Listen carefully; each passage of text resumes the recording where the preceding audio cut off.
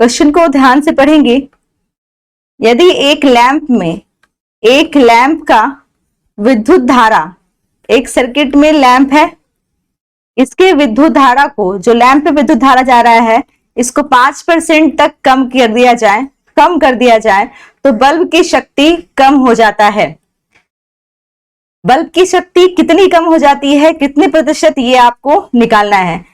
एक चीज यहां से ध्यान देंगे कि जो लैंप है, लैंप का जो प्रतिरोध है, जो आप मार्केट से खरीद के लाते हैं, इसका प्रतिरोध क्या होगा, कांस्टेंट होगा, ये एक फिक्स्ड प्रतिरोध का होगा। और यहाँ चेंज किस में आ रहा है, तो हम बदल रहे, किसको कम कर रहे हैं, विद्युत धारा को कम कर रहे हैं, और बताना है कि बल्ब की शक्ति कितनी प्रतिशत तक कम हो जाएगी। ठीक है, तो यहां से आपको ये फॉर्मूला पता होना चाहिए। पावर बराबर क्या होता है, I²R होता है। ये आप याद रख लेंगे कि शक्ति, यानी शक्ति जो है, पावर, किसी भी सर्किट के अंदर बात कर रहे हैं तो वो लैंप में जाने वाली, प्रतिरोध में जाने वाली करंट, विद्युत धारा के स्क्वायर और इनटू प्रतिरोध, ये इसका फॉर्मूला होता है। और हमें यहां से, मैंने आपको इससे पहले की वीडियो में भी शॉर्ट ट्रिक बताया था, जब हमें परसेंटेज चेंज निकालना है हमें शक्ति के अंदर, तो इसको आप किस तरह से लिखते हैं, ये जो स्क्वायर है पावर, वो आगे मल्टीप्लाई हो जाता है, प्लस ये R भी क्या है, सीधा समानुपाती है, तो प्लस लिखेंगे, इनटू 100।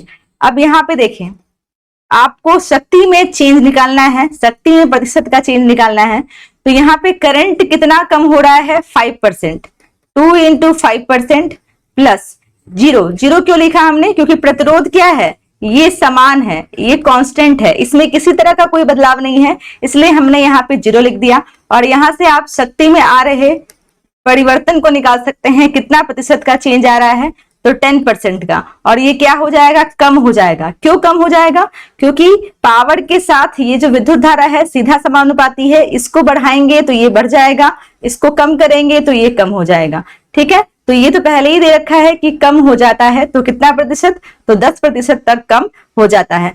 सबसे इंपॉर्टेंट बात है इस क्वेश्चन में, आपको ये फॉर्मूला लगाना है। ये कैसा पता चलेगा, क्योंकि यही डेटा दे रखा है, करंट के बारे में बोला है और कोई इंफॉर्मेशन नहीं दी गई है, तो आप प्रतिरोध का फॉर्मूला यहां से लगा सकते हो।